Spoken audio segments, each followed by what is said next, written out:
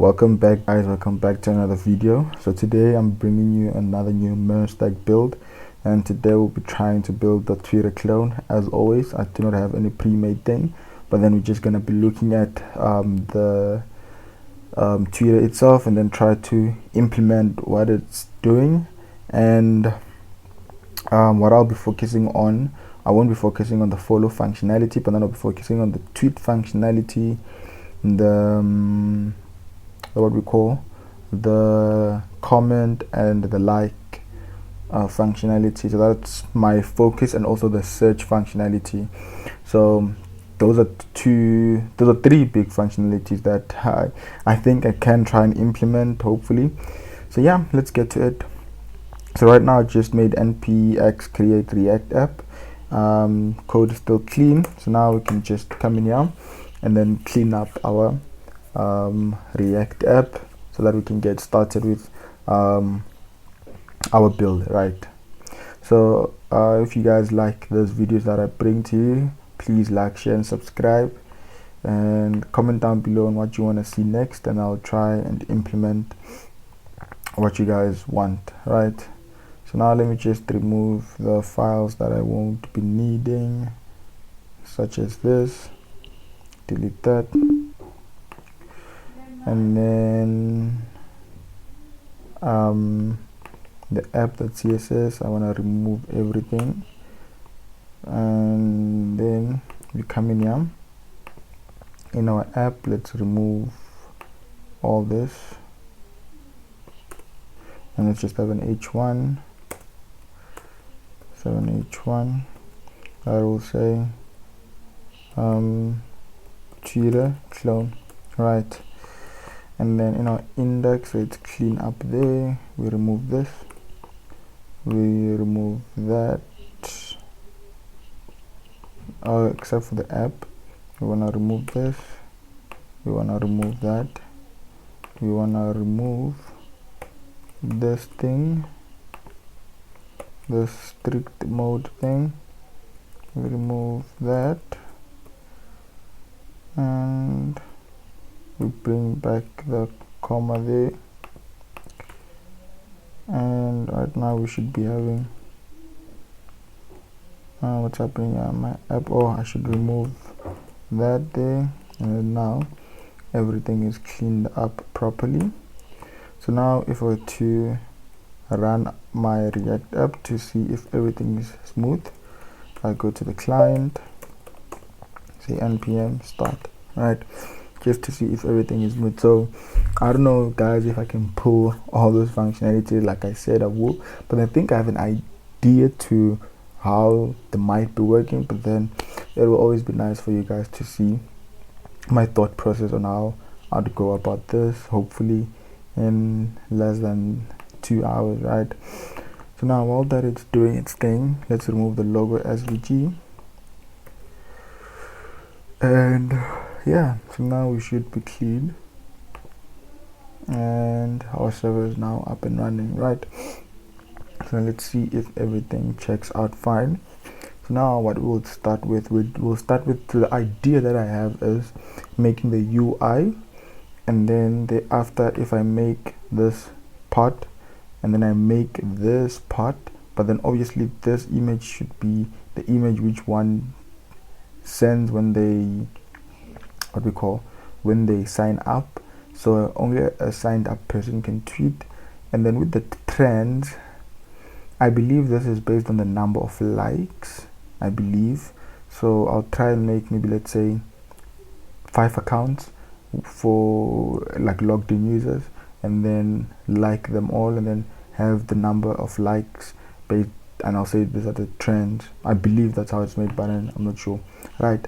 So let's start with this, right? So now how we get this done, and we'll try and add pusher to the mix so that we can have a real-time feed, right? In terms of, I don't know if I can get in terms of likes.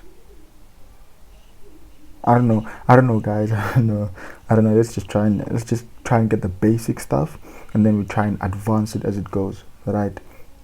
So now the idea here is I have 3 columns, right? So I have this part, which is my sidebar, I have the home, and I have the trends. That's how I will think about all this. I have my sidebar, my home, my trends.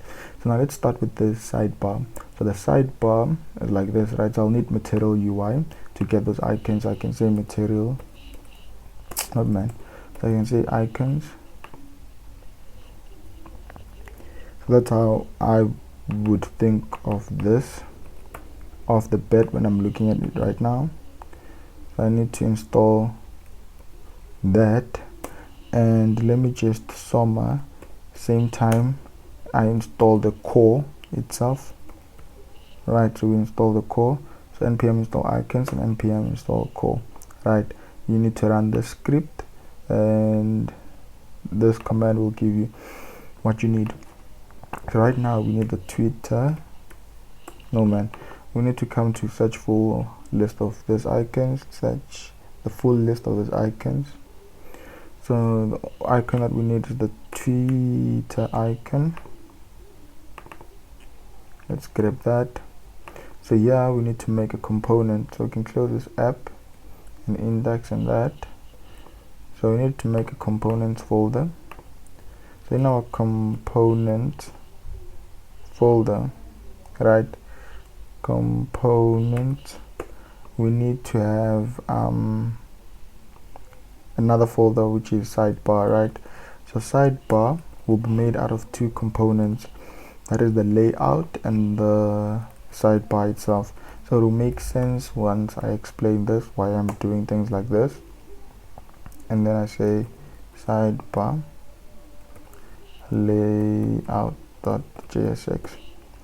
Right, so in the sidebar we paste that. So let's grab all the icons that we need. So we need the hashtag icon. So let's say hashtag, I think it should be hashtag hectic. What could it explore? I thought they could have named it explore, man. But then it should be hashtag, let's say tag. Okay, so I'm not finding that icon.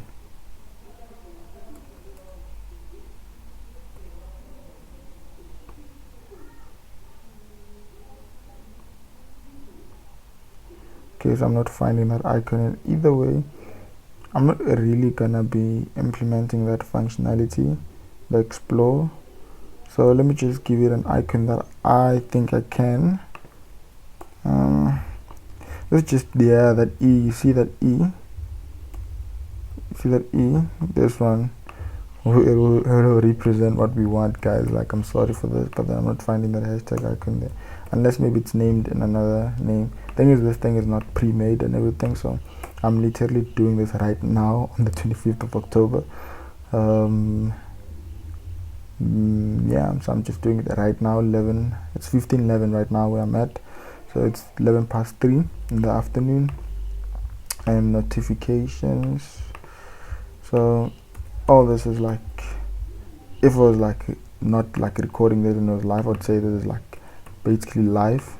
It's nothing it's pre-recorded technically. When you guys see this on YouTube.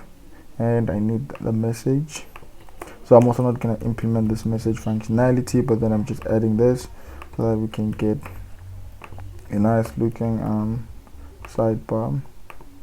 We need the bookmarks, but then if you guys want me to implement the functionality that I'm leaving out, comment down below and I'll definitely look into implementing those functionalities for you guys. Before I would be looking forward to implementing those, but then right now I feel like the like, the tweet, the comment, those are like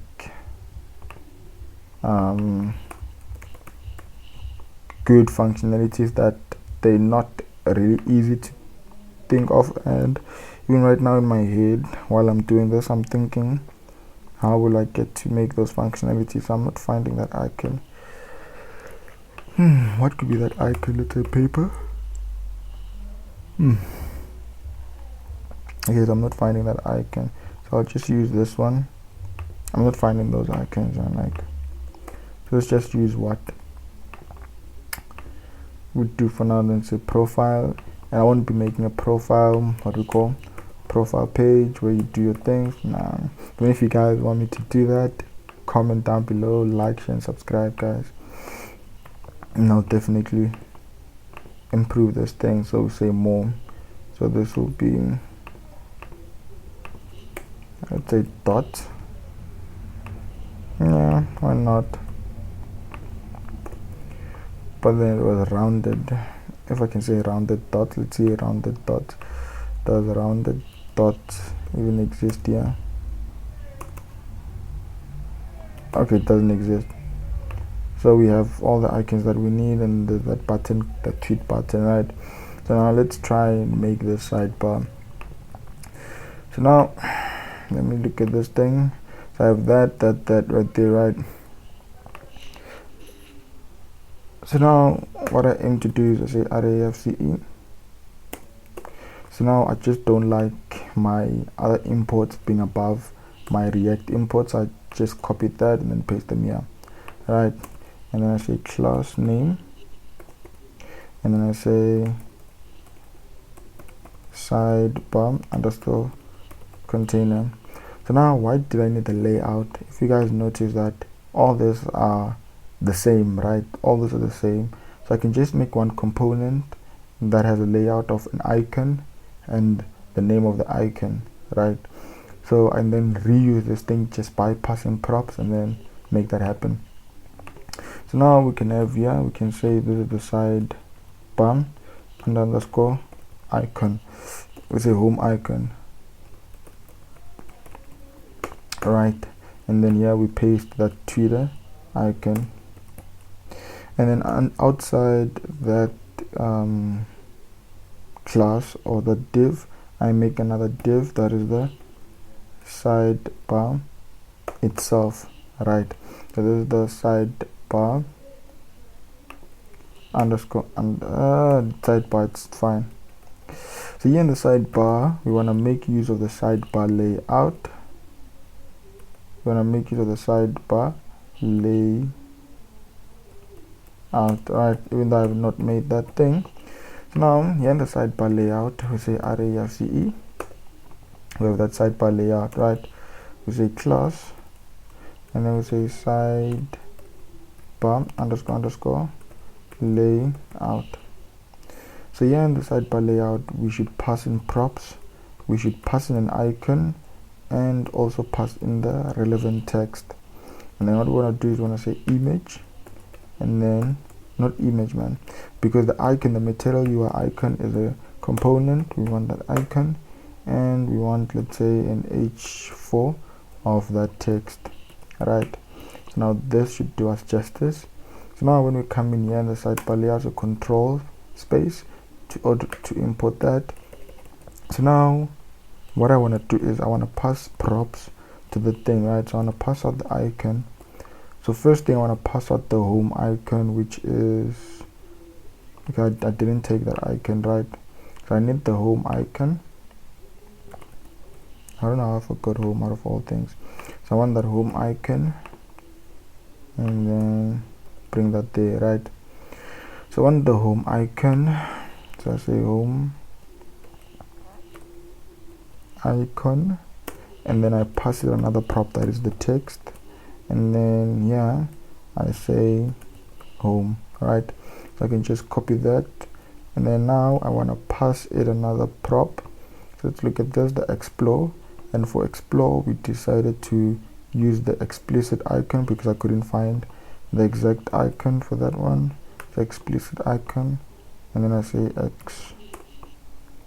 explore, and then now it's the notification in the messages. So I clone that, and then notifications, we come in here, we say notifications icon, and then I say notifications, and then I do that, and then messages, right? So it's the email icon,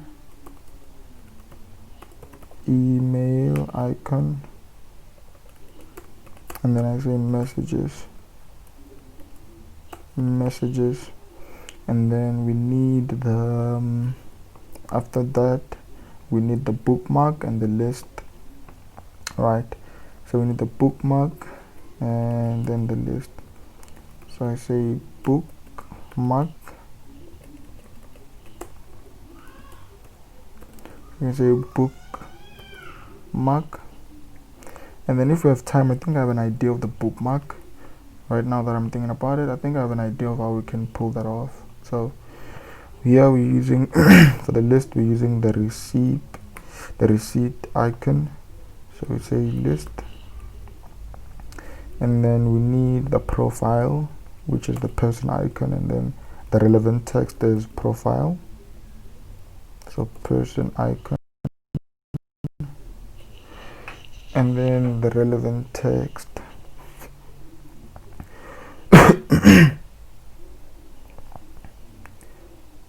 So for this one we have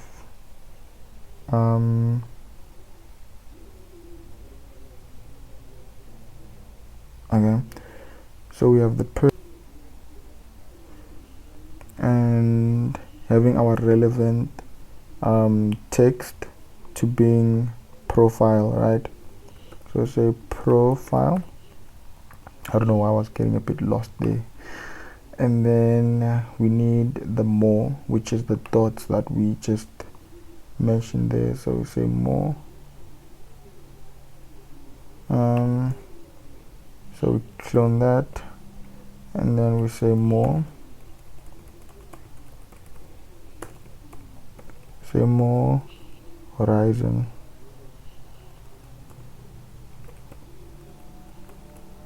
More horizon, and then yeah, oh, it's more horizon icon, and then here we say more. All right, so now we have everything. So look at how easy it was, just reusing components and everything. So right now we have to pass that sidebar component to the app. So but then what I want to do is I want to make default CSS settings. We're going to say margin of 0, padding of 0, and I want to say font family. So this is just something that I've been liking. I'm just trying out new fonts, guys. I don't know, I've never been big on fonts, but then just trying them out and see how they look.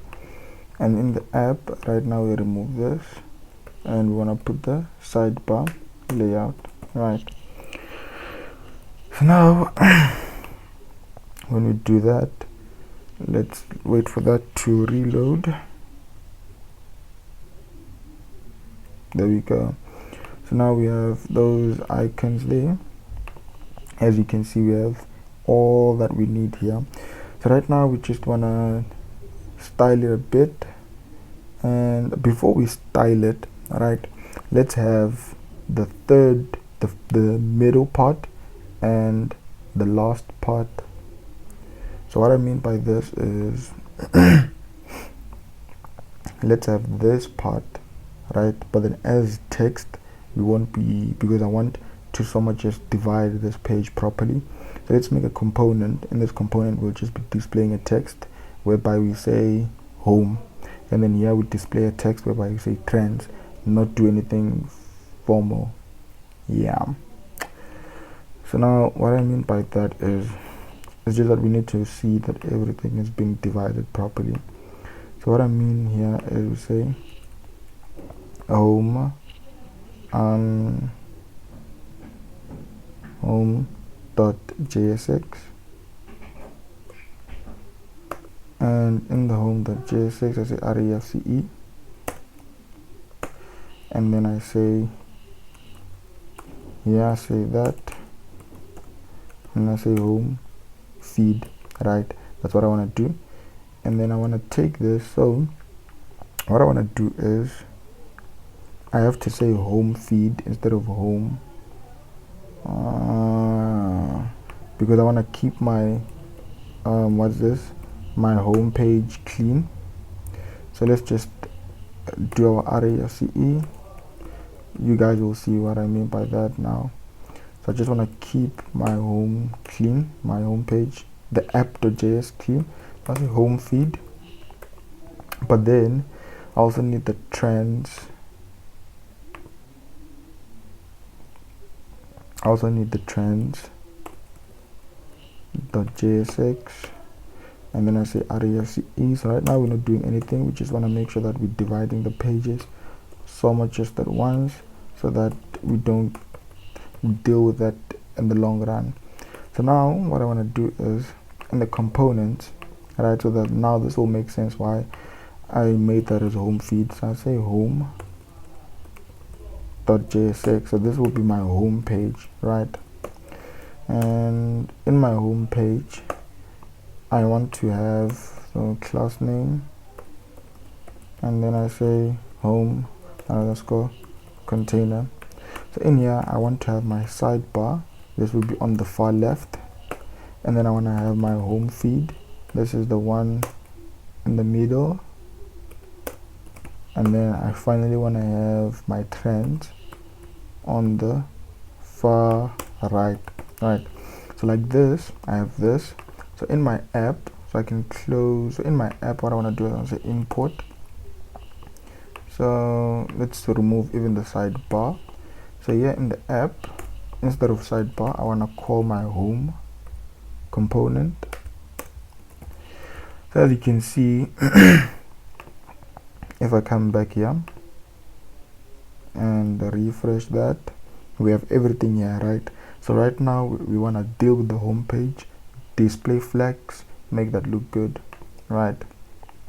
So now what I meant is we come here, so we just want to get on to like dividing this pages properly.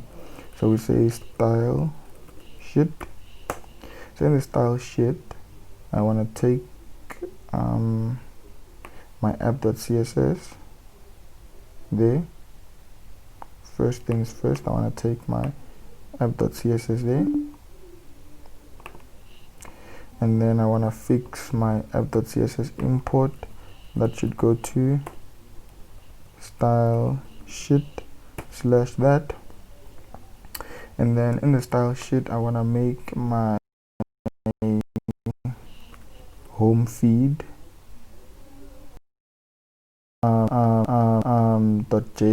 .css.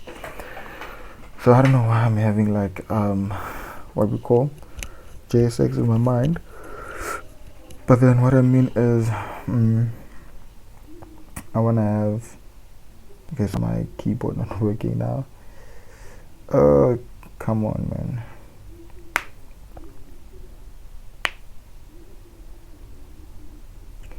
Okay, so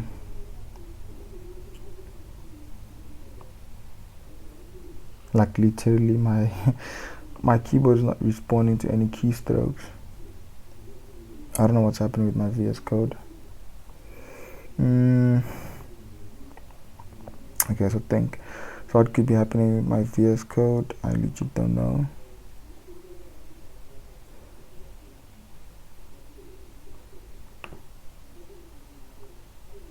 Okay, so now let's rename that. So now we say home feed.css, and we need the home, the one that is the home.css, and finally the trends.css. So now this will make sense while this is happening, guys. So yeah, so this will make sense while this is happening. So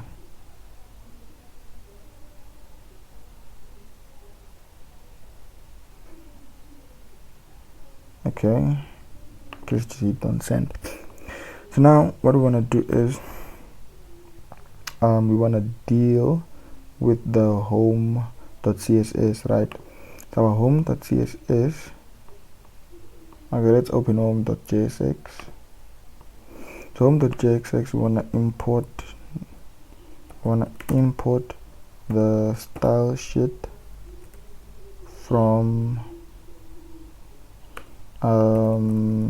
that, and then we say home.css, and in this home.css I want to display flags, right? So I come here, so let's close this component here. Let's just close all these files, because now I'm having a lot of files here in my tray and it's not really looking good by me. right? So do that, and then I come here, just do that, and then in my home.jsx, and I'll bring that there. So now I want to display flex for that container, right? So I say display me flex, right? So now that should do the job for me. So now we have that, right? So now I want to say justify content space between, and there we go. However, now everything is spaced between, but then I don't want to give these things the same sizing, right? Let's say I want to give this one, the home feed, 50%, and this two 25%, 25%, or maybe the home feed 60%, and then the rest 20, 20, right? Whatever looks good in our eyes, we'll see. So now what we want to do is we close that home.css, and then we come to the home feed, right? So the home feed, right, we can come here to it, and then want to import that home feed. We can say class name of home feed underscore container, right? So I want to say import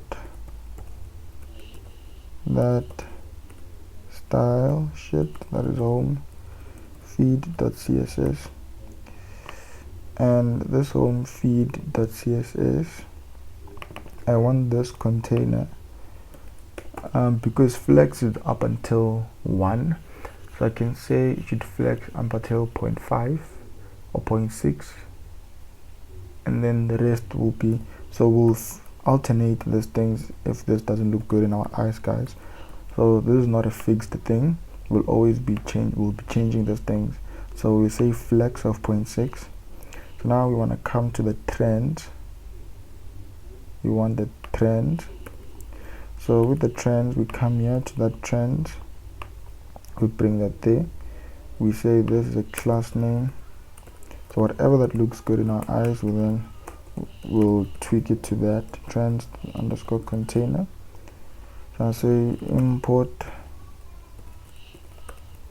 and I say trends.css, right? So trends.css. So if I open trends.css, I bring it here. So I want to have this class to display a 0.2, because the other one will be 0.2, and all that joined together will be 1. So I say this to be 0.2, and then now finally we want the sidebar CSS, right? So right now it's just making sure that these things are divided properly, and as I said, if this doesn't look good, we change to our liking. No one is holding a gun on us. So yeah, so we do that. So in the sidebar, let's take the sidebar JSX, and we import that style shit. I say import to go back up, and I say style shit, and then I say sidebar.css. So I want this whole container now with a sidebar, so we even start styling it now, right? So, but then I want this container to flex a 0.2 as well, right? So now I have my things. Okay, what's happening now? Sidebar, it says module cannot resolve. How did I name my CSS? Sidebar. What's happening here? Then I name it as, okay, let's just copy this, and then what we do is, because I'm certain that the names are equal there, so it's fine even if they're not equal, so just rename that. Let's see. So now there we go. So now what's happening is we're getting all this crammed up together. Okay, so now in order to see how these things are, I say border. So I say 2 pixels solid black.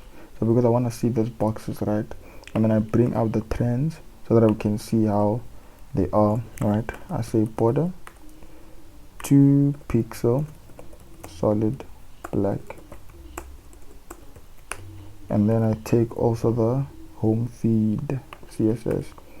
I say a border of, so this is how I normally do things, or how I would do things to see if those boxes are corresponding to what I want. So we have these boxes like this, right? So the home feed box, as you can see, it's big enough, and the trend, and that is equal. So these boxes are actually what they look good in my eyes. They look good in my eyes, but then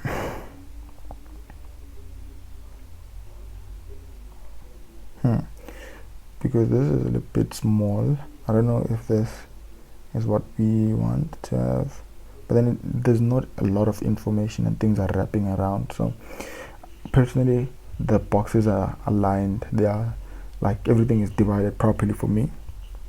Let's just continue, guys. From in my eyes, it looks good, but then if you guys have any tweaks to it, you're welcome to do that. So this is what we achieved. So here we don't want to do anything here. We just want to work with this left box, right? So we can just even leave them for now, so that we see the boxes, and so that you can see what I was doing like all this time, making those tons of CSS files and everything, right?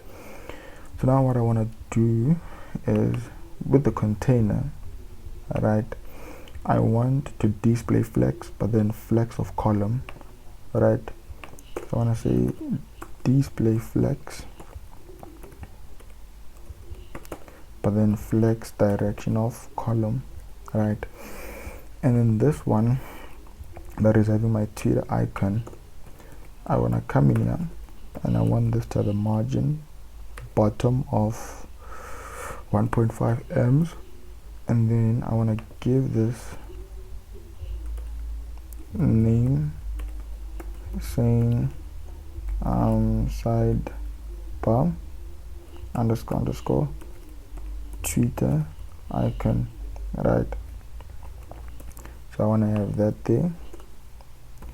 So with this, I want to give it a color of white. So it's I want to give it a color of white, and I want to say important, right? And that should, okay, so white won't do because I have a background color of white, and I don't really want to make that blue. So what I can say is I can give it a blue, right? Either way, I think that I want to make a background color of white myself. So now, so but then if you guys, I don't want to change the white background color, so I'm gonna say width of 40%, make it a bit bigger. I guess it's not getting big, so now it's fine where it is. It's really fine. But then now what I want to do is in the sidebar home icon, this is the container, right? I want to pad this to the left of 0.5 ems. Just want to move this to the side. Okay, hold on. Okay, so that's not, it should be to the left. It definitely should be to the left. But then let's see, as far as I'm concerned, it should be to the left. I should be padding to the left.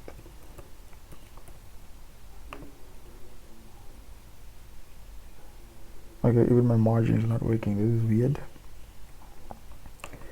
That is weird. So how do we go up about this?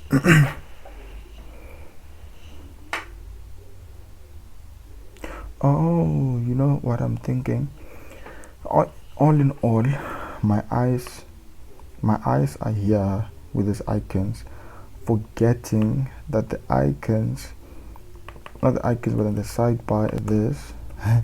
Like literally my eyes has been there. That's why I'm saying this is weird. So I want to pad it left also a 0.5 m. There we go. Now we have that padding there, right? Like literally my eyes were there, guys. Like so now let's wait a bit with this sidebar.css. We do that. So now in our style sheet we need to style the layout. So I want to say sidebar layout.css, because you have to remember that the layout is the one having the home part of the site icon. Basically that component is this component. So if I style one part, it styles everything, right? I hope that made sense. So now I say import, so style sheet, and then that will be sidebar layout.css, right? I bring it here. So in the sidebar layout I want to grab this one, right? And then I want to display me flex, right? So now that is like that. What's happening here in this node index.js? So now I have that displaying flex for me, right? And then I want to flex to justify content. I don't think it's something that will work in our favor. Yeah, that this will work in our favor. So now let's leave this justify content. What I want to do is let's see. So we have a color of white, but then I'll keep black, because as you can see I have a background color of black. But then we do need to do that, so we can say class name. So I cannot give this a class name, it's fine. Right now what I say class name, this will be the sidebar, and then let's go layout text, right? And then in here I want a margin left, this a 0.5 m as well, to separate the text and that, right? But then as you can see, those things are badly aligned, right? It's a nice trick up our sleeves. We can say align items center, and then we have all those things aligning properly, as you can see now. So now what we want to do is we want to have spacing, right? So we can say margin bottom of, let's say 1.5 m of all these things. I'm gonna give that a margin bottom, and then we have that nice spacing there. So now we want to have that on hover effect.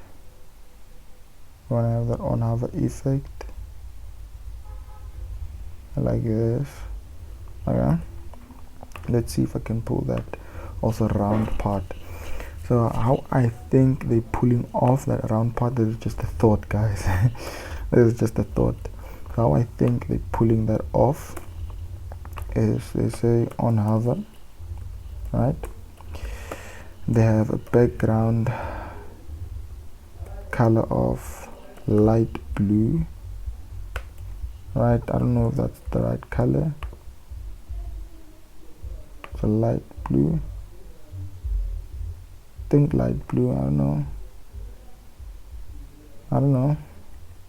Okay, we'll see in our colors and everything. So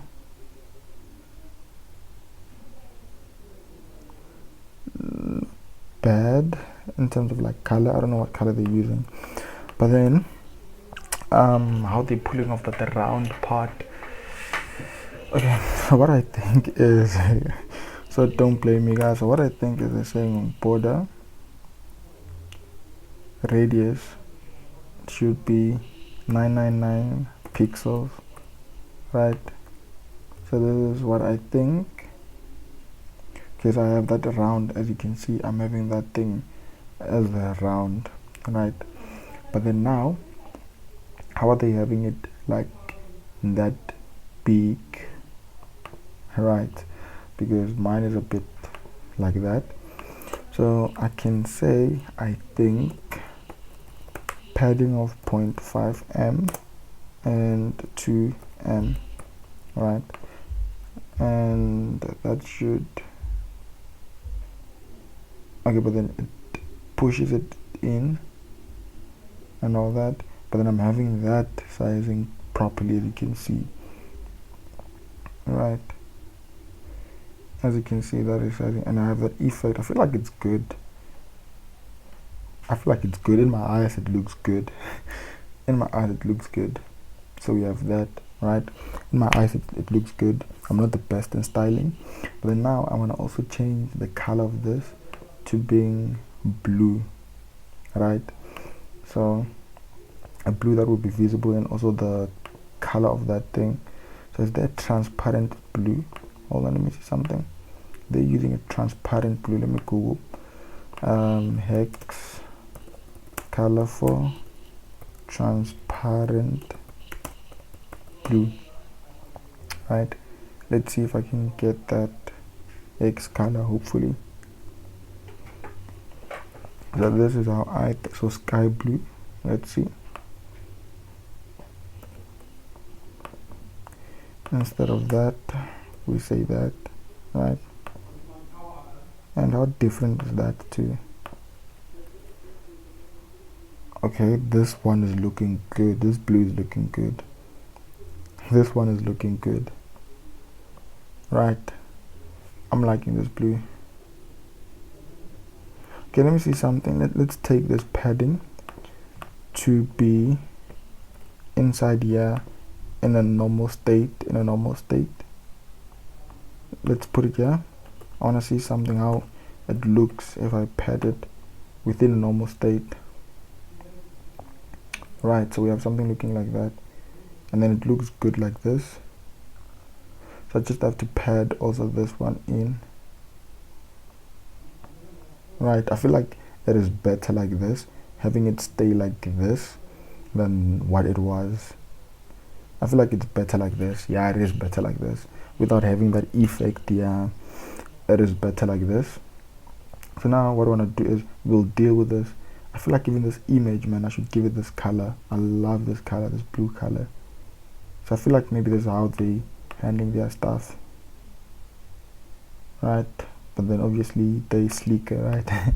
So now we want to give that what do we call the color of these things. We want to say color, and then the color, this is where I also do not know. Let's see if this will work. Oh, this is looking sexy, guys. This is looking nice.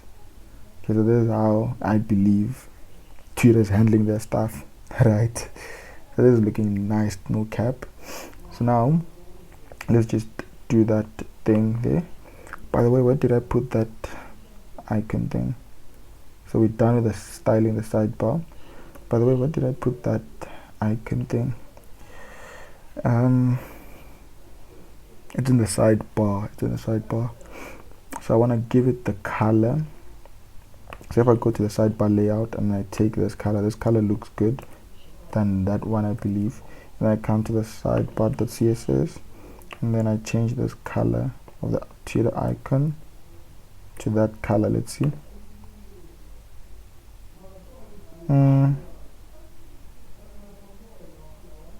Nah, let's keep that color. I feel like this color it makes more sense. Yeah, it makes more sense. But then now what I want to do is I wanna margin left this icon. No, yeah, it's here. So let's margin left it, let's say 2 m's. Let's have it move there. So let's open our dev tool so that we can see.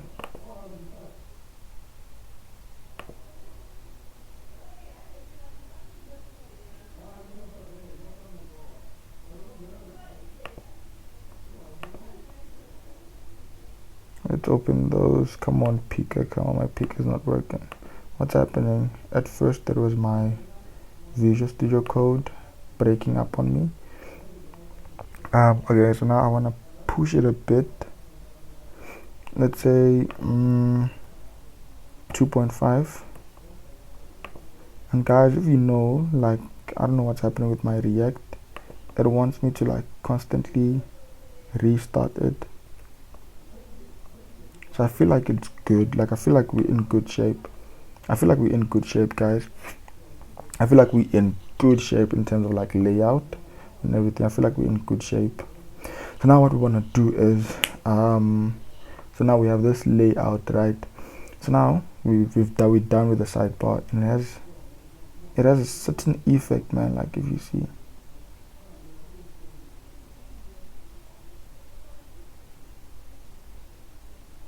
I don't know, we'll figure out whatever happens later, right?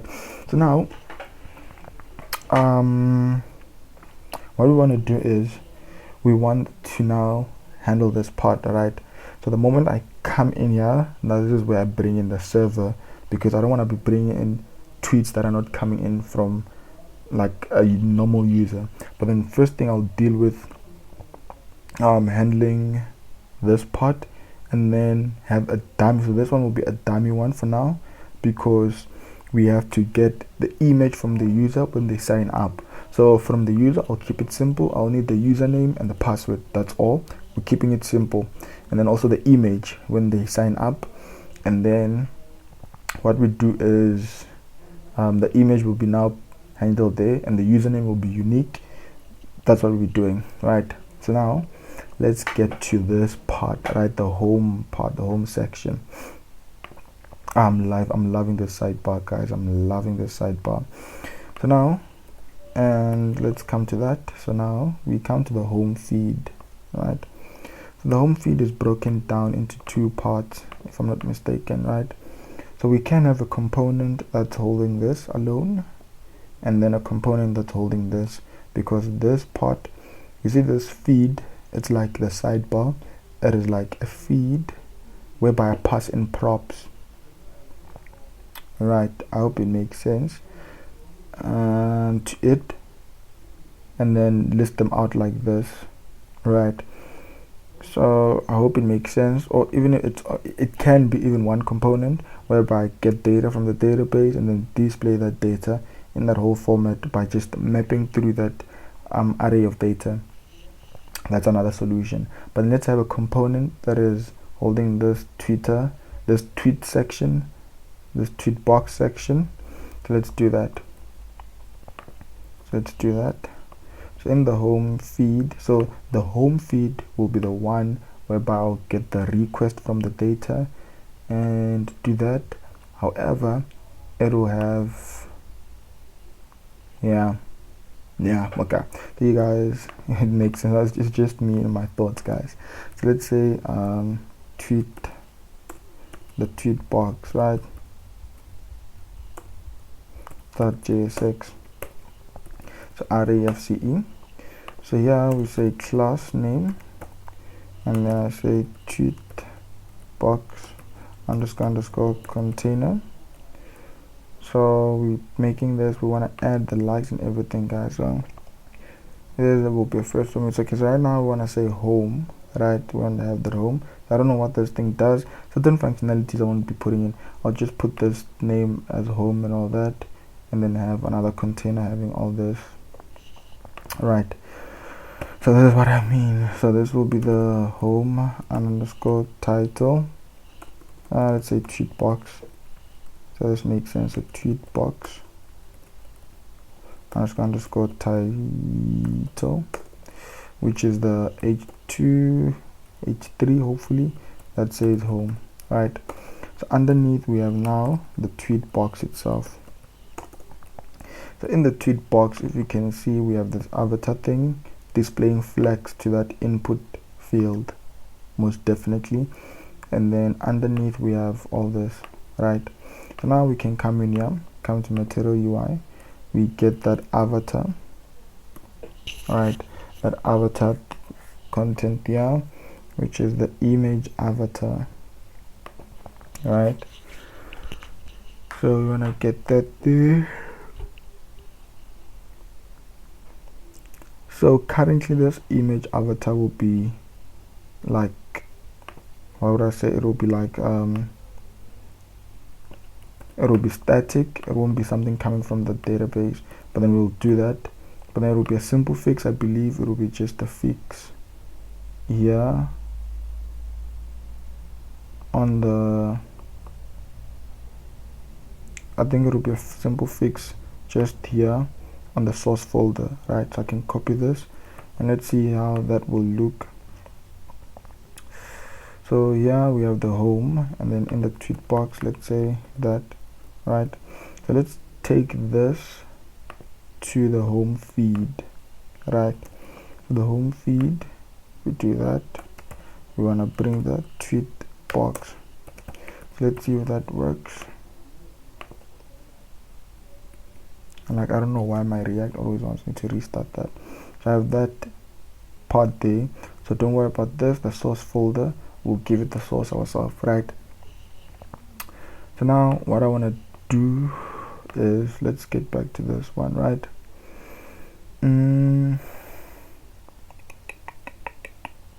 Okay, so now in the tweet box we have that home part, right? And that home part has like an underline and all and everything. So we have that thing with the input field, right? So we have this avatar, and the avatar has also the input field next to it, which says what's happening, right? So that you can tweet the type of text, and then place holder says what's happening, right? So we have that there. And then now let's look at this. So below this we have this part for inputting your files and everything. I will omit the GIFs, I'll omit the poll, I'll omit this, and I'll omit this. So I'll just have this button here to upload your file. And how do they make this icon? I've never really made like an icon have a file upload like functionality. I wonder how that is done.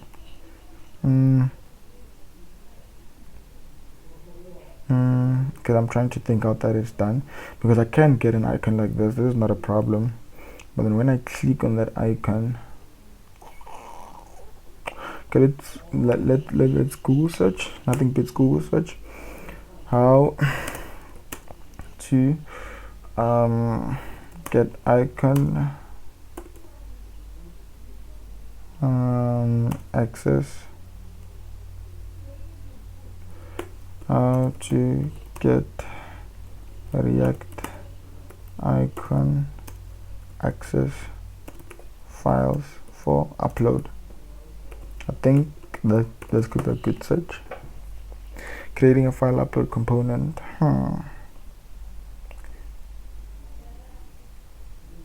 React is the way to use icons. Excuse me. I guess I'm not getting what I want, and so I don't necessarily have to add an icon myself. There's no need for this icons there for file up, because I don't know, but I know how to upload the files. So what I can do is, let's see something. Material UI icons, because I'm trying to think.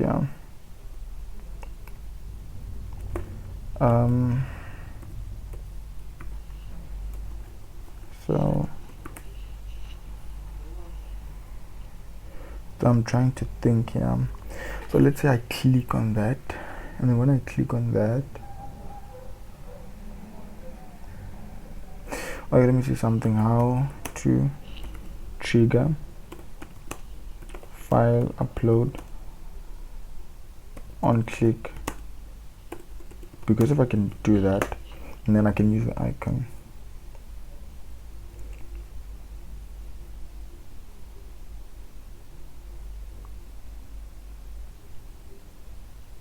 How to trigger on change.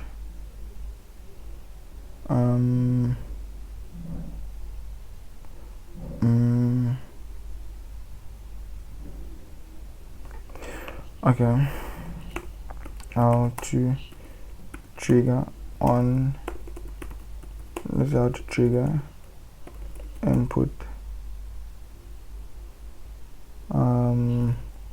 file on click of image, right? I think trigger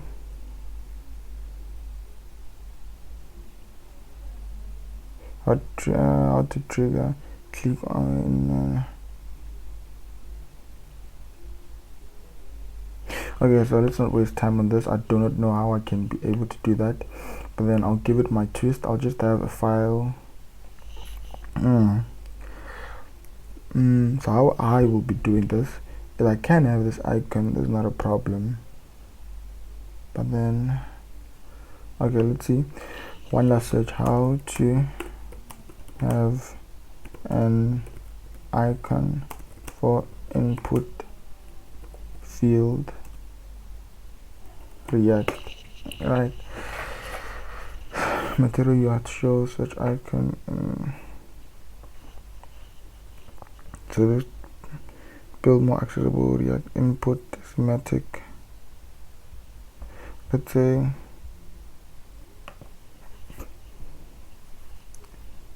oh, they have an input icon, because it would be nice having that input, like let's say material UI input icon, material UI input icons.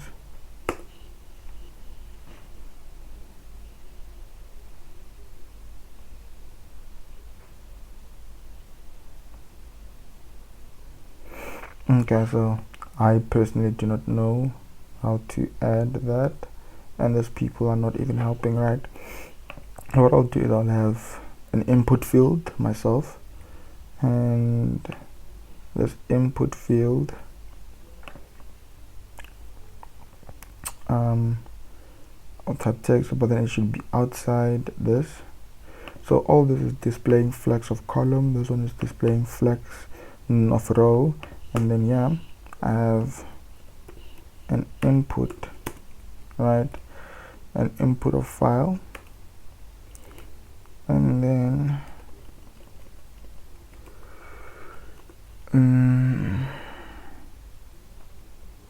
I can have a label for it, right? I can even have a label for it, and then say, I'll say file upload, right? So if you guys have a way of doing this properly, you guys can, I'd really need the help, it would be great. Now how I'll do this is I also put this in a div, whereby I'll say tweet underscore file upload, because I want to display flex on this too. They look nicer with displayed flex. And then finally we need that button, right? This button here that says tweet, right? So yeah, I'll have a button that says tweet, right? All this is displaying that, all that is doing that. Okay, so I'll need to put this in the tweet file upload, but then now this will be the tweet underscore button, right? So that when I display flex, okay, what am I thinking? And then this will be the file, and then I put that this when I display flex of these two stick together, pushing the tweet button at the far alone. I hope you guys understand. So we have that div wrapping this tweet div, so that this one is on the left, this one is on the far right, as we see from here, right? As we see from there, we want to do that, right?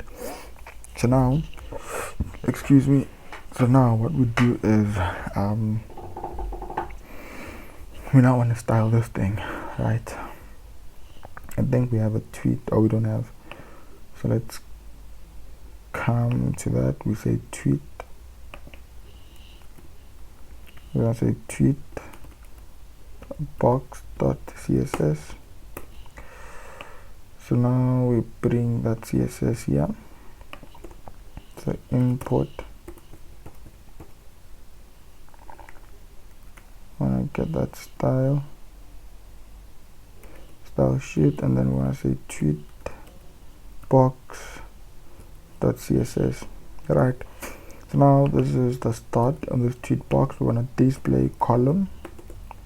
When I say display flex, but then flex direction of column, right?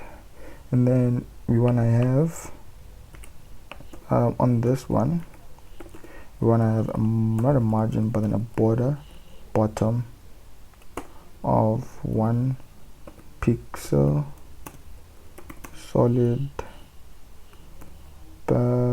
page. I don't know, that's the color that just came straight on me, like, and then I just thought, let me try it.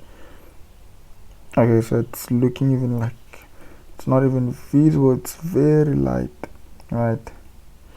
So it's very light. So let's say 2 pixels. So it just came randomly.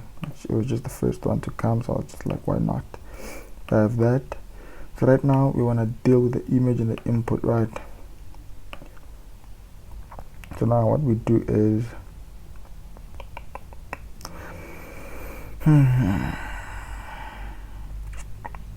we say tweet box. We want to display flex. Right, let's see how that is looking. Right, we have that there, perfect. And then when I just align items center so that it is properly aligned. So now I want to remove the outline from that thing. Like I want to remove the border. You can see there's no border here. So let's say before we remove the, okay, let's just say border none, right? So come on, man, my React. Hold on, what's happening here? Oh yeah, it's not the input, so that's the tweet box. But then we want to get the input field from the tweet box. I want to get the input field, and I want to say border of none, right? So now that should do what we want. But then we need a border bottom, right, of 2 pixels solid black, right? And then we need the font. Let's say font size, let's give it a 1.2 rem. Okay, that's looking nice. And then do I want to space it? I want to space it a bit from the image. So we want to take that whole container itself, pad it to the left a bit, let's say by 1.5 m's. That's fine by me. And then what I want to do is now I want to pad the input field. I want to say pad that input field to the left, and I want to pad it by, let's say, 1 m. Right. Oh yeah, not padding, but the margin, because padding I'm dealing with the text there. I forgot. So margin, that is fine. I think 1 is even a lot. Let's say 0.5. Let's say 0.5. Right, 0.5 is decent, right? So now we also want to have some spacing there at the top. So what I do is the tweet box, we just want to have a margin top, let's say 1 m distance, right? That is perfect. So now what we want to do next is we want to deal with the file upload thing in this tweet box, right? So now what we do is we come in here, we take that tweet file upload container class. So this is a margin top initially first, let's say 1M, good amount of spacing, and then I want to display flex. So now I have that there, but then now I want to justify content space between. Right, perfect. I have that there, the edge, and then now I also need a border bottom underneath.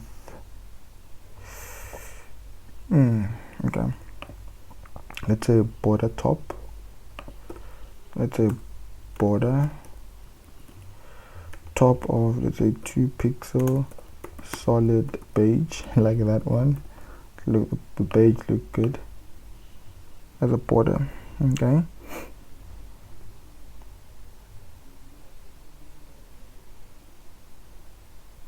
I think I need to put that border onto that input field, so, but then not top but then bottom if I'm in here.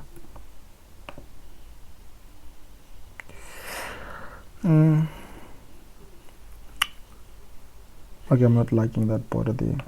I'm not liking it. Okay, so yeah, let's see. Okay, I don't really need the border at the top there. This is me. Like, I see they're having a border there, but then it's not looking good for me, so we nuke that out. It's not looking good. Like I said, we'll give it our own flavor, right? So now I want to deal with this tweet button to be round and blue, and I think they're using the same blue there, right? So now what we do is with that button here, so the tweet button, right? That button, I want to say a border, a radius of 999 pixel. That will give me that round shape. There we go. But now the color, I think I should give it the one that I'm highlighting here, or the one there. I don't know. Let's see how the one that gives this background looks, right? So let's say background color, let's go get that color. It's in my sidebar layout. This is the color, right? And then we can close that, so we can say background color of that. Let's see how that looks. I don't know why my thing always wants me to refresh, like, to be honest. Let's give it a blue. Let's give it a blue instead of that. Let's give it a blue. I think a blue is way much better. And then give it a padding of 0.5 m's and 2 m. Alright. And then give it a color of white. Give it a color of white. And then give it a font weight of bolder, and yeah, let's see how to make a ripple effect. Just thinking how to make a ripple. How do you spell ripple? How to make a ripple. I hope that is spelling effect button CSS. Right, just would be nice to have that ripple effect. Reptile.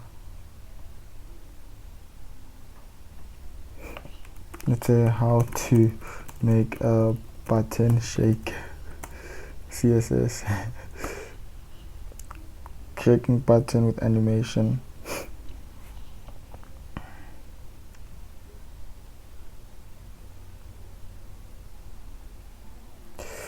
But then it should be on click of that, like, oh yeah, not this, not this, not this. How to make a button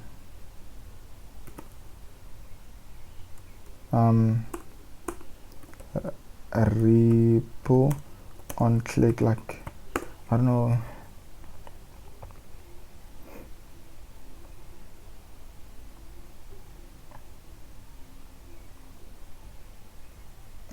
Let's leave it, guys. It's not necessary. So now we have that looking like this. So now what we want to do is, underneath this container itself, we want to have a margin bottom, a thick line like this of gray. I think that's gray, but then we'll see what works for us. So if something doesn't work for us, we don't do it, guys, because at the end of the day, this is our project. So 2 pixel solid gray, and I want to say border bottom, man. So border bottom. Right, so what I want to do is, underneath the tweet file upload, I want to have a margin bottom of 1em.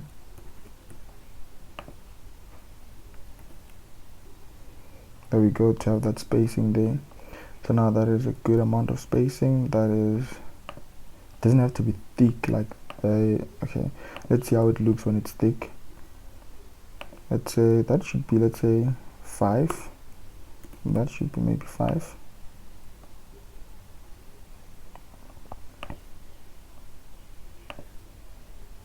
I don't know if I want to keep it like this. Doesn't look bad, but then I don't know. But then we can keep it like this, it's no problem. So right here you can write your tweet, and yeah. So now what we want to do is, so let's see. So yeah, now tweets are coming in, right?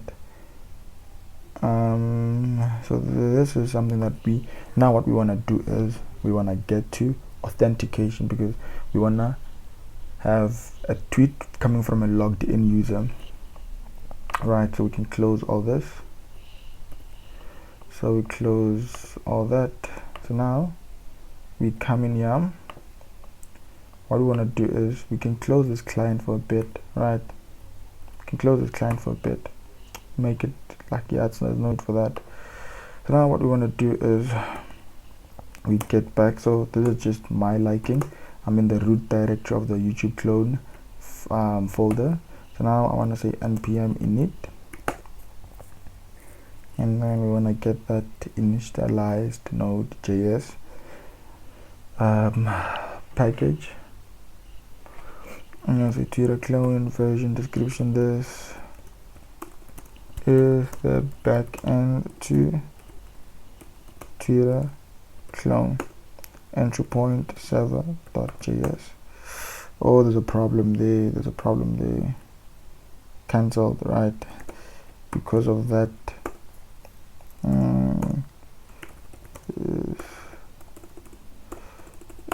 This is one server for Twitter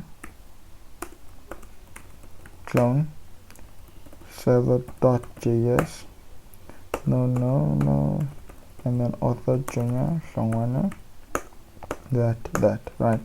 So here we need npm I express, we need mongoose express for our server framework, mongoose for MongoDB, we need cause to allow our React, we need formidable for body parsing, that's what I like to use, formidable.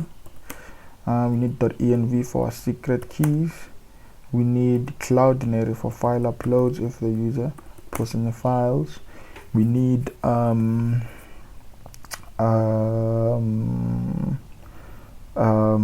bcrypt to store the user's password.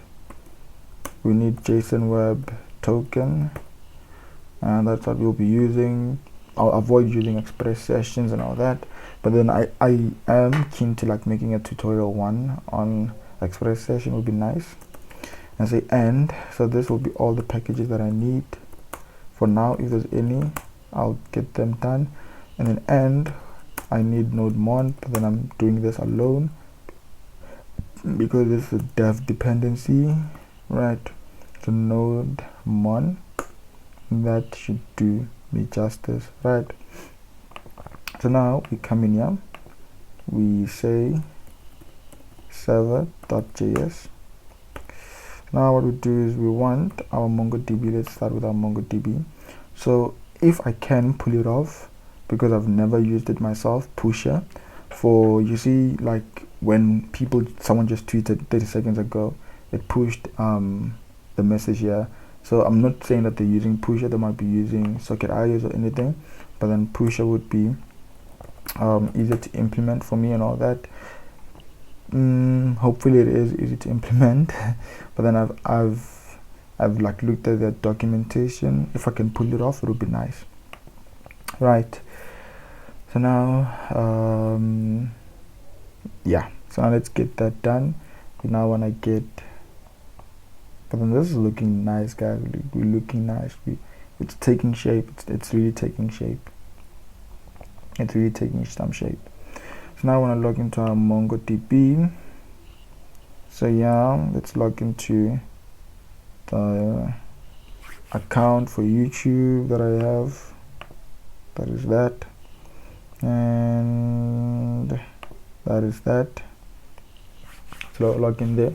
Let's start up a new project for this thing, right? So I can close my material icons for now, something that I do not need. So what's left right now is authentication, and then a person can tweet. After tweeting, I have to pull those tweets. Thereafter,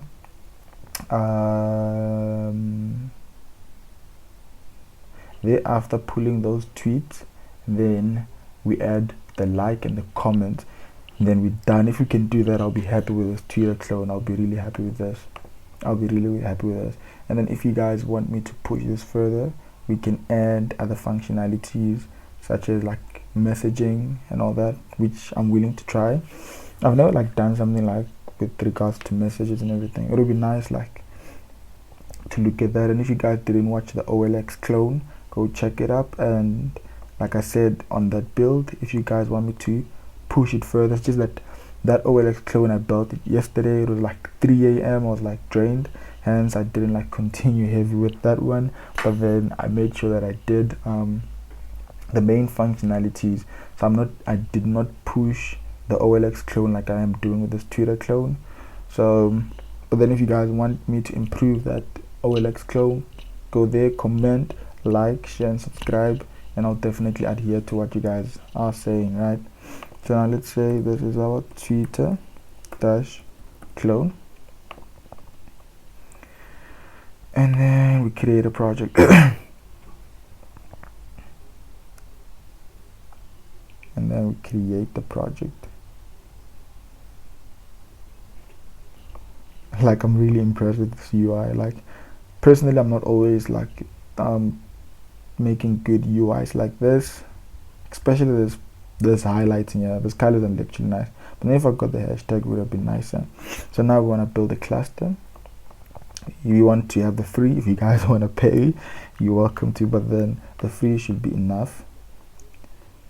And then here you just want to choose whatever. Personally, I just stick to what they give me out. And then I can change this cluster name to Twitter dash clone, right?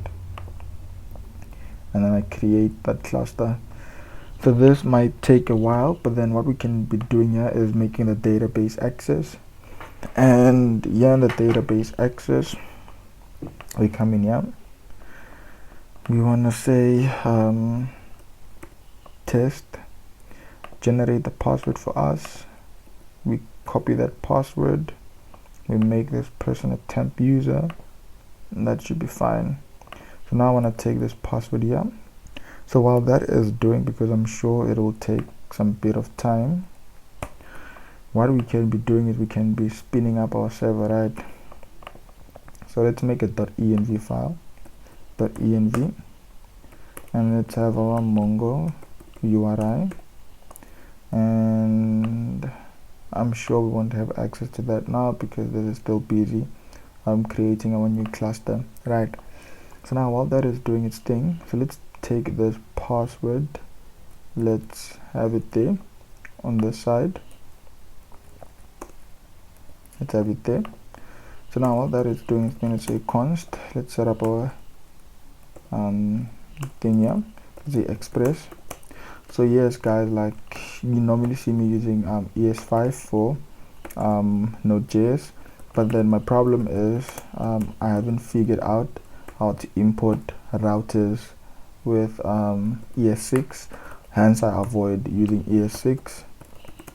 Like if you guys would like check out the the OLX clone, I tried using ES6, but then I had ended up having a problem with importing my routes. So yeah, and I often forget to check up on those things. However, but then if you guys know how that is done, comment down below and I'll definitely look into it and then give you guys ES6 instead of ES5, right? So that is still busy. So but then it should be the same, it's just that you importing, yeah, you'd use import from those that know how to use ES6, right? So personally for me, not yet. I don't know how to do that as yet. So now I want to say this will be our middleware, whereby we have our cores. I say app.use. When I use cores, and then we come in here. We say MongoDB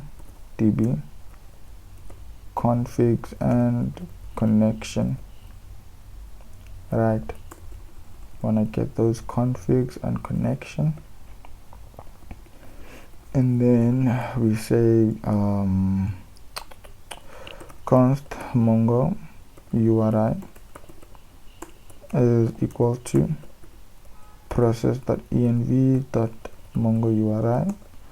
So now I want to say mongoose dot connect to my Mongo URI, and obviously I don't have it now, but then once that is done, we'll put that there, right? So this is just the necessities, and why at this I've never like researched on this, but then I'll then remove this, put this in its own variable.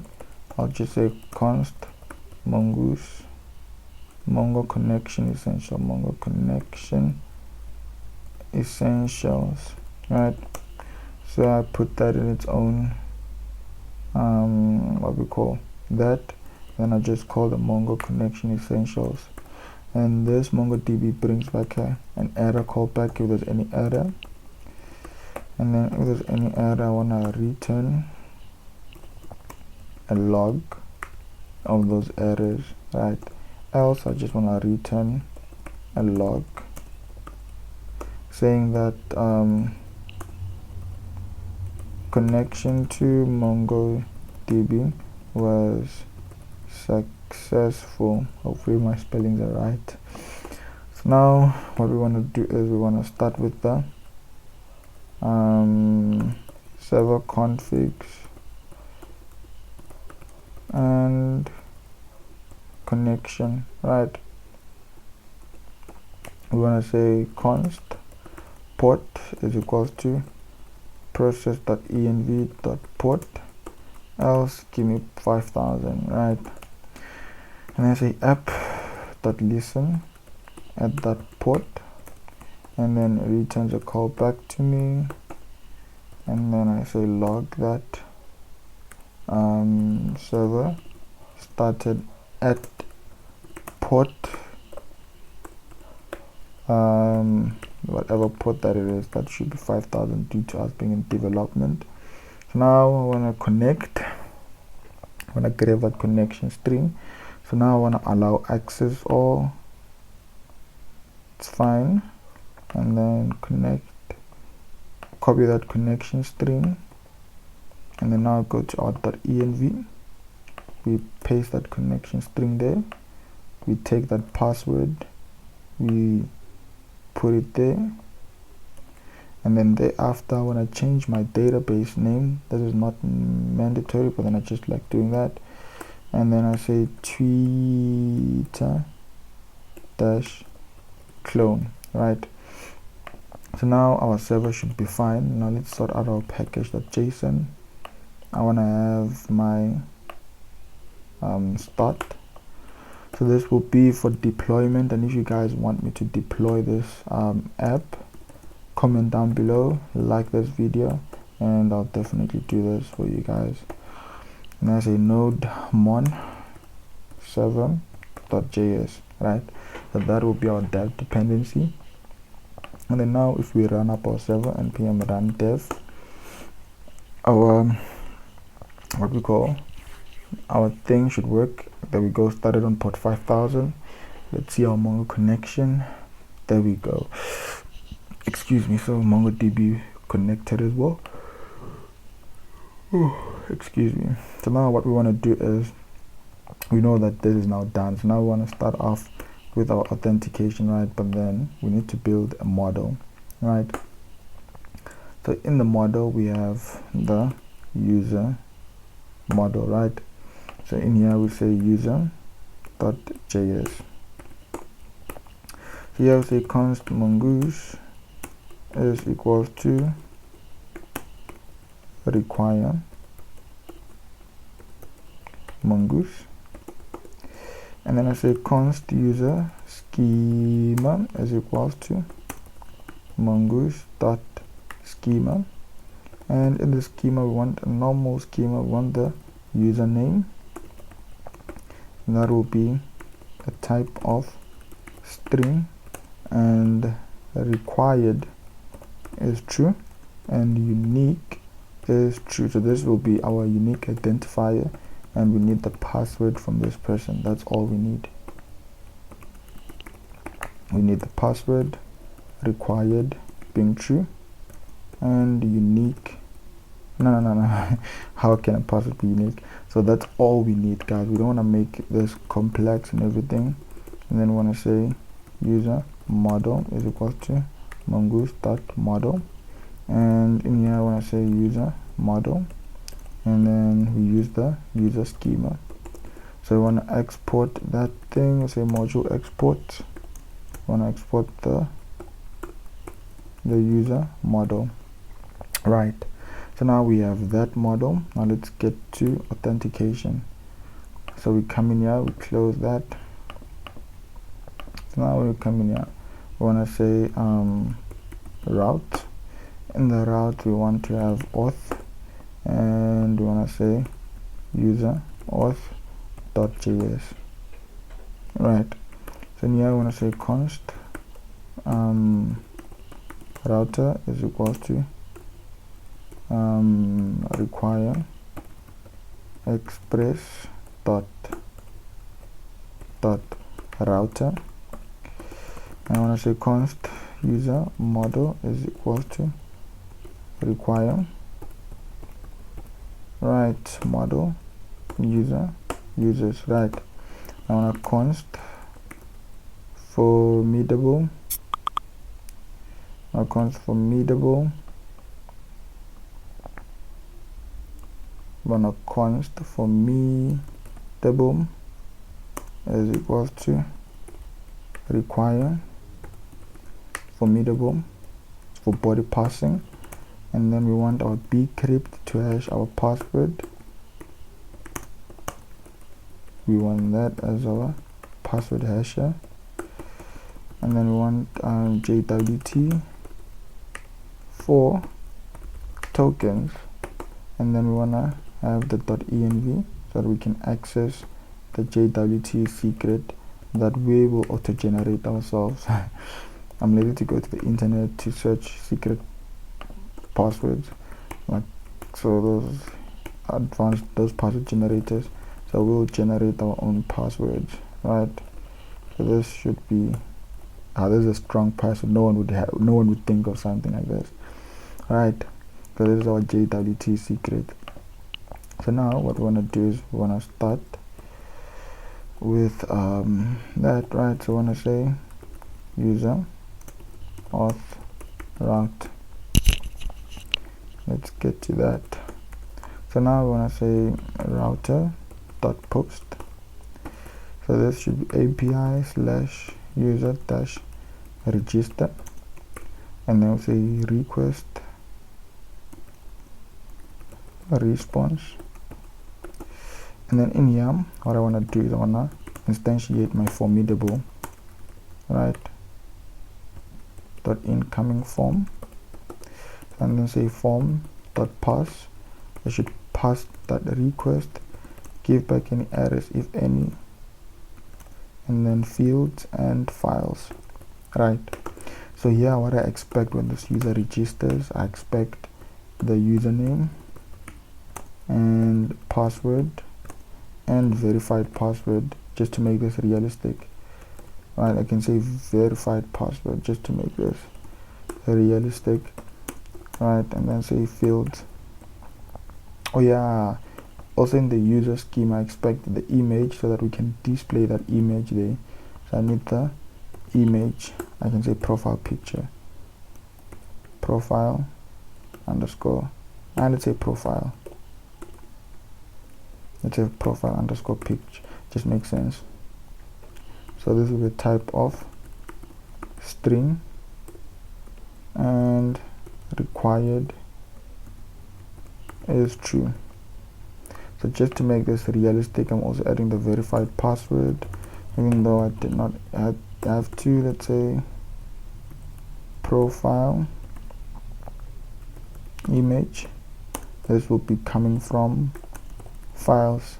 So this means that here in the user auth I need to add Cloudinary, right? Because that is something that we have to store, that profile image. I'll say Cloudinary is equals to require Cloudinary, and then we use the v2, right? So this means that I have to add the configs of Cloudinary, right? So I say Cloudinary configs, right? So with this configs, we need to come in here. We go to Cloudinary. So if you guys don't have Cloudinary, just sign up. It's free, nothing of charge, everything is free. So sign up there, and then the rest I will walk you guys through while we're building this. So yeah, so let's get that. So I use the one that I use for YouTube. So this build is taking shape, guys. It's taking shape. So what we want to do now is we want to take the cloud name. So we go to .env. We say cloud underscore name is equals to that. We want to take the API key. API underscore key is equals to that. We want to take the API secret, so that will be API secret, but then yours will be different. So say API secret is equal to that. So this is what we need to access Cloudinary, right? So now we come in here in user auth Cloudinary. So we say cloudinary.config, and then in the config this takes cloud underscore name, that would be process.env.cloud underscore name, and then we need API key. This will be process.env.api key. Finally API underscore secret, this should be process.env.api underscore secret, right? So now what we do here is okay, so then so I make validations. I check if there's no username or there's no password or there's no verified password. It means, and there's no profile image. It means that this person wasn't serious. So I return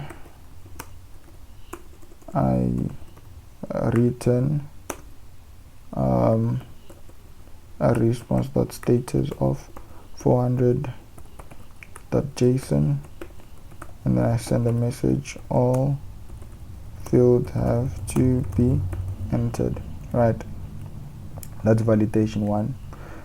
Now what do I want to do if then there's passes, and it means that there's contents everywhere. So now I want to upload this image, and I'll say Cloudinary dot uploader dot uploader dot upload. So I want to upload the profile image dot path, because that will give me a path, and then I want to upload it into a folder whereby I'll say this is the Twitter-clone / profiles. Right, so that will be it. So this thing will bring back to me an error or result. Right, so with that said, with it bringing that, I say if there is any error, so if there is any error, I want to return a log of those errors, else I want to have my const profile image underscore URL is equals to res dot secure URL. Right, because Cloudinary brings back a secure URL to us, so we do that. And then now that I have that URL, so now I want to save this user. Now I say const new user is equals to new user model, and then we wanna bring that. So in here, let's just bring this to the side so that I can see the schema properly. So I want the user name, right, because that is the beginning, the username. So I can use the shorthand as a username. However, before I do that, before I even upload, I want to check if the username doesn't exist already. So I say if user, so I say const user is equals to I want to make this operation asynchronous. So I want to say await, because this is like good validation. So I don't want to, so I want to say find one, whereby the username is the username that I got. Let's close this for a bit. So I find one where the username is the username that I got, and then I say if there is a user of this sort, and then what I want to do is I want to return a response.status of 400.json saying that user with this username already exists. Right, so that's what I want to do. So else, if this user doesn't exist, I want to upload their files and then make a new user. So that was just that one addition. So now before I add them here, I want to hash their password. So I'm going to say const salt. So you first create a salt with bcrypt. It is an asynchronous operation. So I'm going to say const gen salt, and then you give it a number of rounds. So this is like sort of, if you know about Caesar ciphers, they use like number of rounds, whereby if it is A and then you round it by 15, so it will be the number of letters from A up until 15, which is A, B, C, D, E, F, G, H, I, J, K, L, M, O, O, which is around P. So A will be P, things like that, man. I don't know if you understand. I'm here making mistakes with letters. So we have that salt, and then I have the hashed password, which is await bcrypt. Now we wanna hash the password. We say hash. So we hash it with the password with the salt that we got. So meaning that, let's say it was only numbers and my rounds were 15, I believe that it will be 1 plus 15, it will be 16. So 1 will be represented by 16, so on and so forth. You get the sense. So the same thing applies for letters, so I believe. Right, so we have that username right here. So let's just bring back that model there. So we need the password and the profile. So right now we need the password, but then in the password we say hashed password. So yeah, just use the shorthand because username is the same as username, right? So it is still the same as me saying that. And in my database I have username, right? So it's just the shorthand, and password is not a hashed password. So, and in my database it's known as password.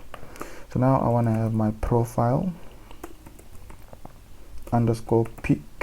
So I believe that I named it like that, profile underscore pic. That is my profile image URL. So now that should be my new user. So now I want to save this user. I want to say const saved user is equals to await, and then we say new user dot save. Right. So now once this user saved, I want to give back a token. So with this token I want to say jwt dot sign. So now because I know that that user is saved, I want to sign it with an ID of the user. So I'm going to say saved user dot underscore ID, and then I want to sign it with my process dot env, the jwt secret, right, which is the jwt underscore secret, right?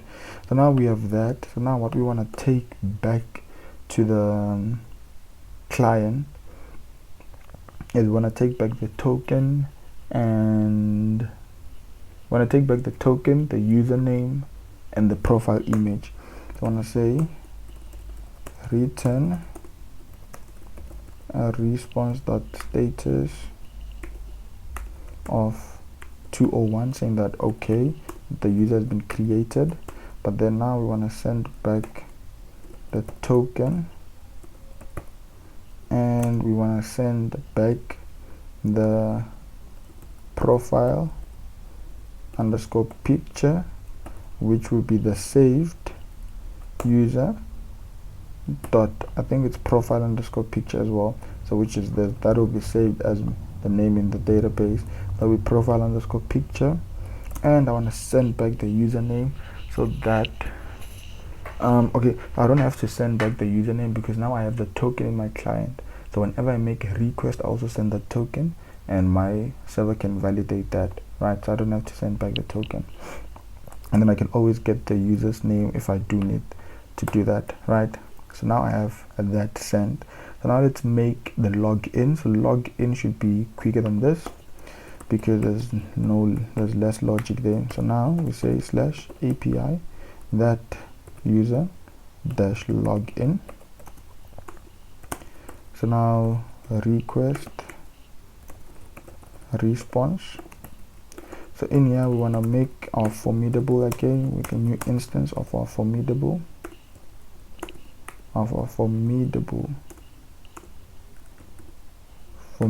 dot incoming, right? So we say form dot pass.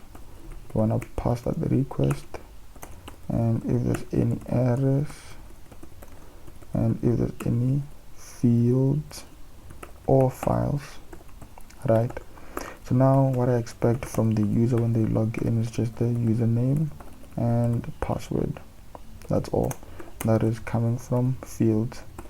So now simple validation is username. If the username is not there or the password is not there, then this person was not serious. And then return a response.status of 400.json, saying that all fields have to be entered, right? So then if all these fields are entered, I want to check if there's a user with this username, right? Say const user is equals to. So now we want to make this operation asynchronous. So I want to say, because we'll be doing it MongoDB, so I say await, and I say user model dot find one, whereby the username is the username that I was given, right? So if there is no user of that sort, I want to return a response.status of 400.json with a message saying that no user with this username. So we do that. So once that is done, it means that if then this password means that there's a user with this username. So I want to validate the password. So I say const validated password, right? So now I want to say await, because now we're dealing with bcrypt again. Await bcrypt dot compare. So I want to compare the password that I have with the password in the database, right? I say user.password, right? So then I check if this is not a validated password, and then I wanna return a response dot status of 400.json, sending a message that invalid credentials, right? So now if this person passes this validation, it means that this person is the correct person, the correct password. So now I want to return a token. So I then make a token, const token, and then I say jwt is equals to jwt dot sign, and then I want to sign the token with the ID, with an ID, whereby the ID is the user dot underscore ID, and I sign it with process.env dot jwt secret, and then I send back the same response as this one, but then now we change the 201 to 200, saying that okay, you are now signed in, right? So we do that. I need that. Okay, so let's avoid bugs. Let's just type that ourselves. Status of 200.json, and I send back a token. And then I send back the profile underscore picture, which is coming from the user dot profile underscore picture, right? So now that is the response that I want to take. So now this is our login logic, nice and simple. So now take this route to the server, right? Router. So now we close this, we close that, we close that. So now what we want to do is we want to go to our server, right? And then we want to say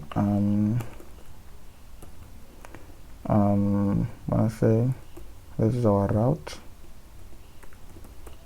say route. So with our route, what I want to do is I want to say app.use, this is equals to require. So I want to require that route that I just made, that is the auth, that, right? So now that should do me justice, right? And then now we want to go to the client to actually make a form, nice simple form, whereby we only take the username and the password. We do not do any validation. Our server's doing that for us, just to keep this thing simple, right? We come to the components. We want to say sign up.jsx, right? Say rafce, and then I say class name. This should be, so because I'm dealing with forms, I prefer using class-based components. So I say rcc, come on man, rcc. I'm lazy to type that whole thing. I am really lazy to type out that whole thing, but then I could have been finished by now. So I can say array that, right? Okay, there we go. So rcc worked. I was about to type that. So now what I want to do is I want to say constructor pass up the props, and then bring in the super keyword and then say that this dot state should be equal to, so I only need the username, I only need the password, and I need the image. Right, so now I say class name is, I'll give the form, both forms, the login and the sign up, the same structure, hence I say form container, because I don't want to dwell too much on this. So I say form container, and then I come in here, I say form, I remove that. So in here I need the label, so this will be my class name of form. Right, so the label here, I need the username, and then I need an input of type text, and my placeholder should be username. I need another label of password, that is an input of password, and then ID will be password, and yeah, I need a verified password, so I'll say vPassword, and then I can duplicate that, and then also give this one ID, so you guys will understand I'm giving this thing as ID when I get to that. So I give that one, come on man, username, so password, I will say verify password, and this one is vPassword, and then I need finally the image, right? That will be the profile picture. Right, so now with that profile picture, it's an input field of file. Right, and that should be the image. Right, so now everything has an ID, so that ID username, that ID password, vPassword, ID of image. So now what I do is I make an on-change handler, right? So I say wherever where I have input, I want to say on change, this should be this dot handle form. Right, so now that should handle my form, would be my function. So I want to bind this form, this function to this keyword, and then I want to make that form. Right, so the function, man, I say this dot set state. So now this is where it comes in handy, right? I say dot target dot id, right, that id that I was setting, and then to dot target dot files, if the is dot target dot files, and then I want to set dot target dot files of 0, else I want to set dot target dot value. So now here what I'm doing is I have an ID for those input fields, right? So I want to set that ID, hence I set that to username, password, that, right? And then I check here if there is any files. So I'm catering for this one. I want to set that ID to files of that thing, and then else set the value, right, for the forms that will be typed on normally. And then I want to add on a button, and this button will be sign up. Right, so now this should do me justice. And then I have an on click handler, let's say on click, I say this dot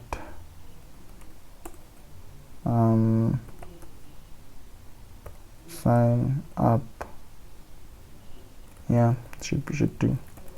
So this dot sign up, so I want to bind this function as well. I want to bind it to this keyword, and then I make that function. sign up, takes an e, and then e dot prevent default, and then I log out what I get so that I see that I'm getting my state, right? This dot state. And then what I do is I want to take this to the app now. So this means that I have to introduce the React router, right? So now this is the perfect time to introduce the React router, so we can close this one for now. We'll open it when we need it. I go to client, I do that, and then npm I React router DOM. Right, so now this is the perfect time for React router DOM. And then what we do is we'll just somewhat be importing that while it's say browser router as router switch and the route from React dash router dash DOM, right? So here where we have our div, we want to take that and we want to pass the router, and then I want to have that switch and the route, and then take that home page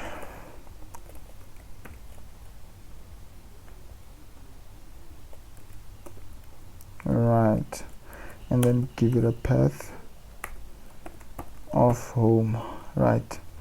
So now we want to make another route, and in this route we want the sign up, and then we want to give this a path. This will be / user dash sign up, right? So now this will be our route that we want to hit. Let's come in here, let's say npm start. Right, now let's get that one, let's see if this works. Right, so I want to close this one because that will rerun, and then I can leave that opened. Right, so now we're getting our things in order. So once we're done with authentication, we can make at least 5 accounts, right? And then once we make 5 accounts, different users, right, I want to now add the tweet functionality, and in the tweet functionality we then add the like and then the comment, and then finally we add pusher, if I can add pusher, and then that will be our Twitter clone, guys. It'll be proper. If we can add that, it will be proper. Right, now let's see what's happening there. Let's see what's happening there.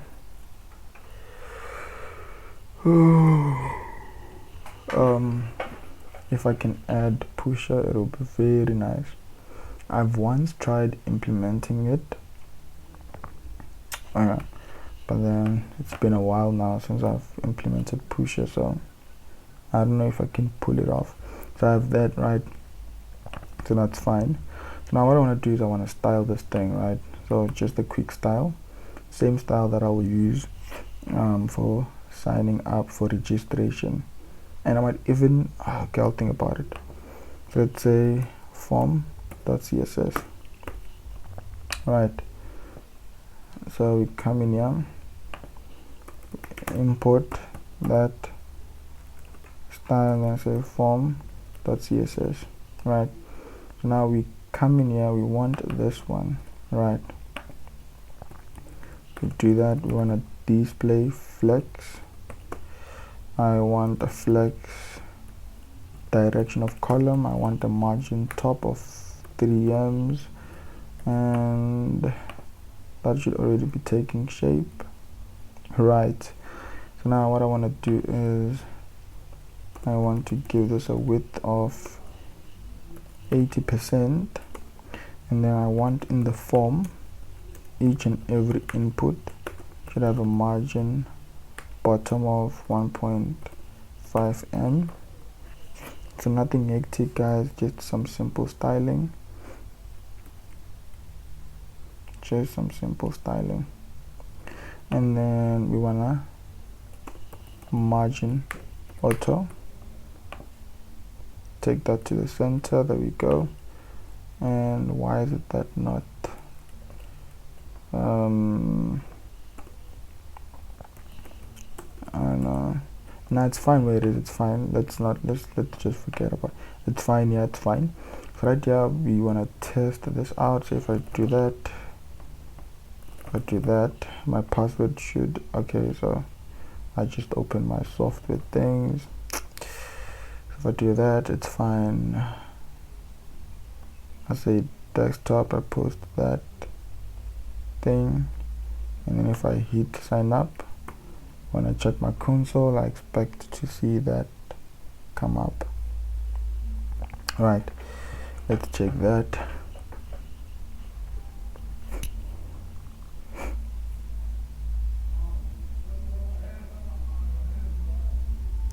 Okay, so there we go. So we have our object coming up, right? So now what we want to do is we want to send this request back to the server now. So now what we do is we need Axios, right? So okay, let me just close this thing, quit, right? And then npm I Axios, right? So while that is still doing its thing, we come here in the sign up, right? So I want to import Axios from Axios, right? So in the submit, what I want a data form.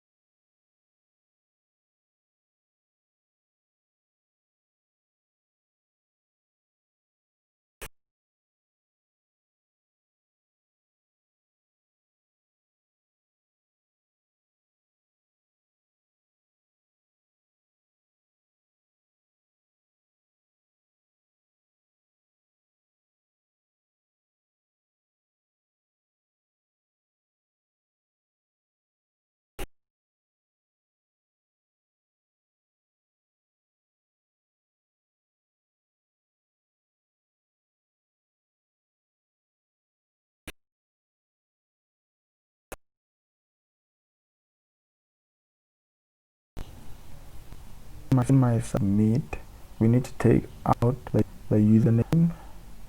No. What I mean is we need to make an object of form data, right?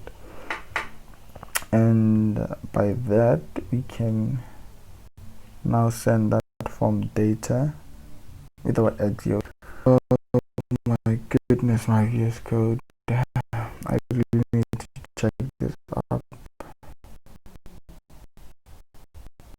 It's been bugging the whole day today.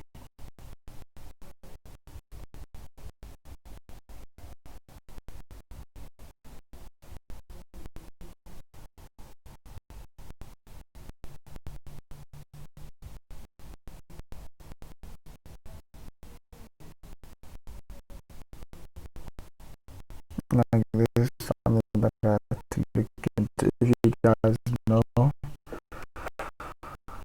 what's like really because I don't know, like I've tried deleting the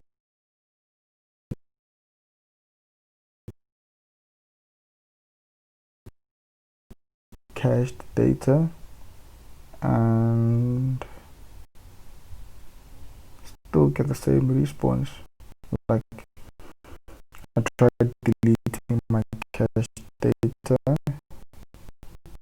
because I thought maybe that was the problem, but then I still get the same problem. So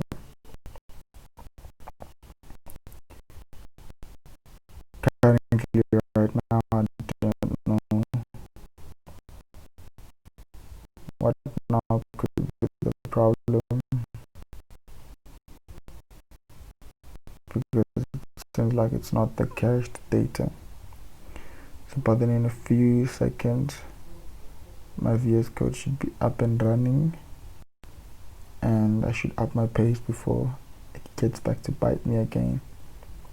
Right, but then we there guys, we there. We just need to upload what we call tweets. After uploading tweets, we then can what we call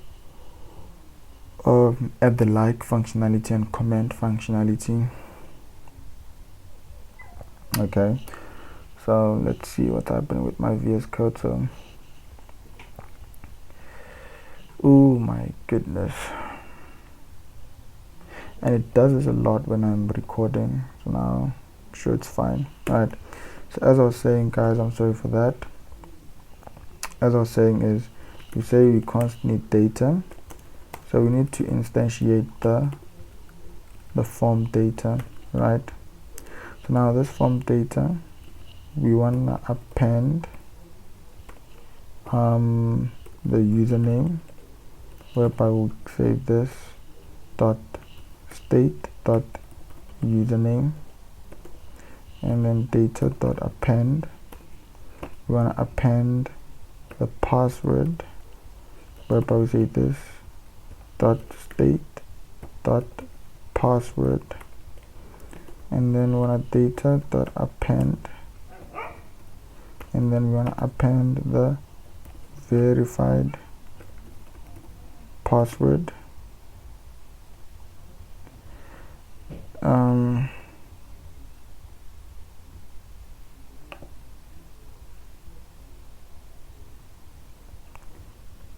So that verified password, right? Do that.